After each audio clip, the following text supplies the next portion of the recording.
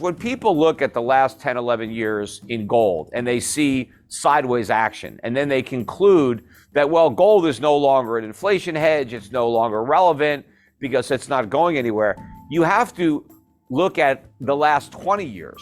You can't just look at the last 10. You got to go back 2001 and see that gold was under $300 an ounce in 2001. And it went from under 300 to almost 2,000 in 10 years.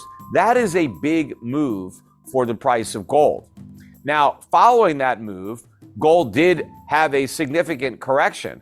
Between 2011 and 2015, it corrected down to 1,050, but it never got back below 1,000. And of course, it never went anywhere near the level below 300 where it began the bull market. So gold had a correction, and then it rallied up and made a new high by 2020 after COVID.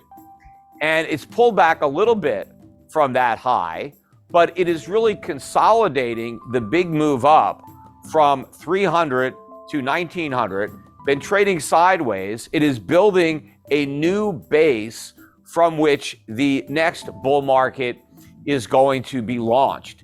And what is delaying liftoff of this gold rocket ship is a misconception on the part of investors around the world as to the real situation with inflation in the United States and the Fed's ability to put the genie back in the bottle.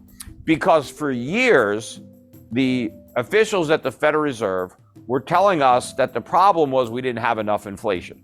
Every time there's some type of evidence that the inflation problem isn't going away or is getting worse, the markets sell gold and they buy dollars. Why? Because they're afraid not of inflation, but of the Fed's fight to rein in inflation. And everybody just believes, well, if we're going to have this Fed that's going to get rid of inflation, I don't need to buy gold. I don't need to hedge inflation because the Fed's going to get rid of it for me. And while they're fighting inflation, they're going to jack up interest rates, and higher interest rates, well, that's bad for gold. And so the price of gold has gone down. But none of this is true because rising nominal rates don't make a difference to gold. What matters to gold are real interest rates. And as long as they're negative, that's positive for gold. And what the markets don't understand is that inflation's not going back down to 2%. It's more likely to go above 10% because what the Fed is going to bring down with its rate hikes is not inflation, but the economy, because this whole bubble economy has been erected on a foundation of inflation. The whole recovery from the 2008 financial crisis was built on inflation. And now that the Fed is trying to remove some of that inflation, you're taking away the foundation, everything comes collapsing down. Stocks are collapsing. Companies are going bankrupt that never should have existed. All the debt that never should have been taken out, that was non-productive and is now no longer serviceable at a higher rate of interest. The Fed is in the process of creating a much worse financial crisis than the one that it created in 2008. And so I think when investors start to appreciate the box that the Fed is in, that it's actually going to have to pivot, not in victory with inflation, but in defeat. The Fed is going to have to turn its attention to stimulating the economy, and the only tool it has to do that is inflation. Every problem that the Fed has tried to solve, it's done it with inflation. That's why this inflation problem is impossible to solve, because when your only tool is inflation, how do you solve the problem of inflation with inflation? You can't. This is a problem that the Fed can't bail us out from. And when the markets wake up to this, when the Fed has to go back to quantitative easing, even though inflation is nowhere near 2%, then I think the bottom is going to drop out of the US dollar, and I think gold's going to go through the roof. In fact, we've already started to see this correction. The US dollar index, which was bid up to almost 115 a couple of months ago, is now down to 105. That's a significant decline. The chart looks very toppy for the dollar. At the same time, gold has rallied. I think you had a major capitulation in this correction in gold. I think a lot of the institutional money gave up. They threw out all their gold stocks. A couple months ago, you had new 52-week lows in a lot of the big gold mining stocks, Newmont, Barrick, and to me, that was an exodus from the sector. worst trade you could have possibly done. The smart money was buying up these gold stocks. They could read the writing on the wall. And as the inflation rates move higher, and there's no way these central banks are going to stop that because of the massive amounts of debt that they have. Nobody wants to raise taxes on the middle class. Nobody wants to cut spending and cut Social Security or Medicare. So the government is going to continue to pay the bills by creating inflation. And so anybody who has dollars is going to see a significant inflation tax eroding away their value. And the same may be true for people around the world. So they're going to be looking for alternatives to government money. Just like people looked for alternatives to taxi cabs and they went to Uber, or they looked for alternatives to a hotel and they went to Airbnb, or they looked for alternatives to the post office and they started using FedEx. They're going to go back to gold as money, but they're not going to be carrying around their gold. The gold is going to be stored with a reputable third party, and that third party will issue a digital token like a Bitcoin that represents ownership of that gold.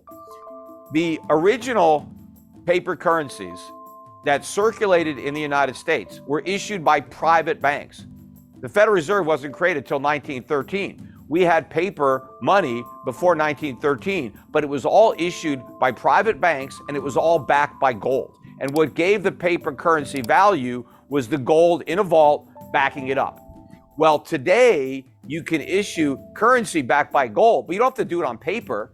You can use blockchain and issue it digitally. You could take a token that represents ownership of gold that's stored that can be transacted and used as a medium of exchange and a unit of account much faster and much quicker than you could use Bitcoin. So if I want to make a transaction over the internet, and let's say I want to buy something from somebody in Australia and I want to pay him, I can instantly send him gold.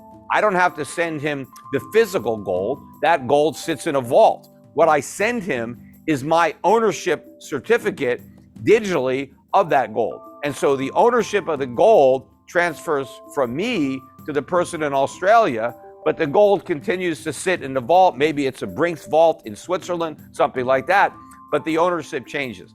People are going to look for alternatives, and the free market will supply it. Initially, the free market supplied Bitcoin because people weren't really looking for a store of value or for an alternative medium of exchange. The demand for Bitcoin was from speculators who wanted to get rich. That's why people bought Bitcoin, so they can, get a Lambo. They pointed to all the people that got in and made a fortune, and hey, you can too. There was no real demand to use Bitcoin as money. I mean, nobody used it as money. But there's going to be a demand to use gold as money. People aren't going to move to gold to get rich. They're going to move to gold to stay rich or just preserve what they have. And as inflation starts to really accelerate at a higher level, I think more and more merchants are going to want to move to a gold standard. They're going to want to get paid for their goods and services in real money, in gold. And with blockchain, that's all possible. That's all easy because you can break up an ounce of gold into tiny fractions. So you don't even need copper anymore or nickel anymore or even silver. You can do all your transactions in one metal, in gold, and you can do it quicker and cheaper than you can actually even in fiat currencies. It's easier than a bank wire. It's cheaper than using a credit card to make payments.